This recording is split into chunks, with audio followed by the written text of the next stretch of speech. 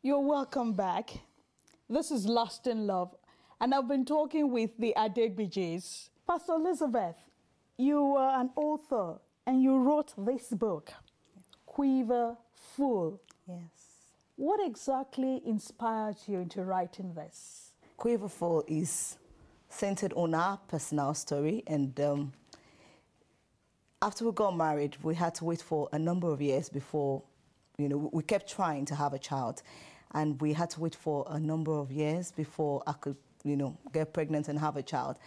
At some point, I visited doctors like anyone else would do. We went to see some doctors to find out what exactly was going on.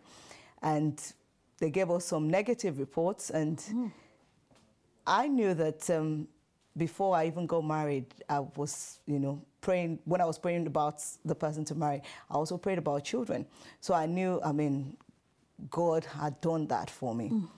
So at some point in time, after praying, my husband was also, praying on his own, but he never put me under any form of pressure.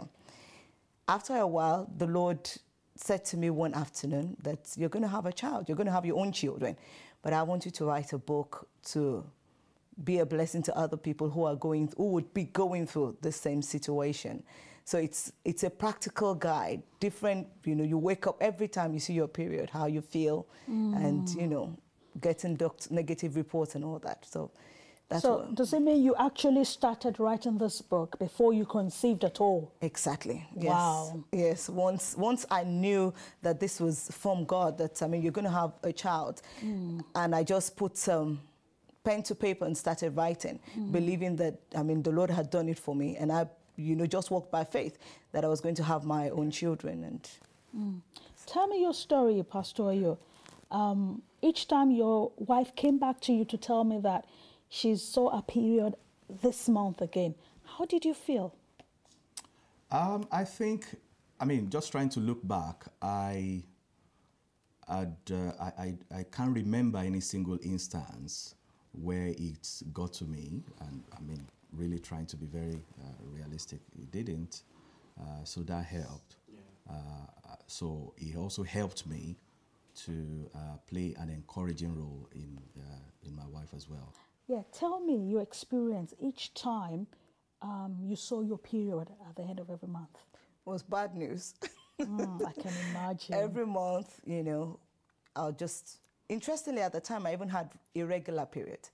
So each time, when it goes on for 28, 29 days, and it's not the same, length of time with the previous month's one, and I feel, oh, thank God I'm pregnant. In fact, there were instances where when I would tell my husband, I didn't see my period, I think I'm pregnant now, and then we'll pray together in the morning, and then I'll go to work, and I'd walk, my period would just come. And then when I get back home, I'm like, please don't pray anymore. There's no baby coming now. Every month it wasn't good news to see my period. But at some point, I just had to believe that, well, thank God. The fact that I'm still seeing my period means, I'm still ovulating, and that means I'm going to have a child at some point. Absolutely. But not for once did you ever think that it would not happen, Pastor Ayo? What happened in our case was, she's mentioned an instance where we went to, the doctor, got a negative report and all of that. And I must actually commend her faith after that incident, and saying she believes God is going to do it and all of that. What now happened was I fed off her faith and now used that faith to feed her back all through. So it was a mutual encouragement. She didn't realize the fact that it's been a mutual encouragement all through. So she... Yeah, I know we're not talking really from the medical perspective, but let's just talk about some of the delays that comes with conception. Yeah, it could be different things.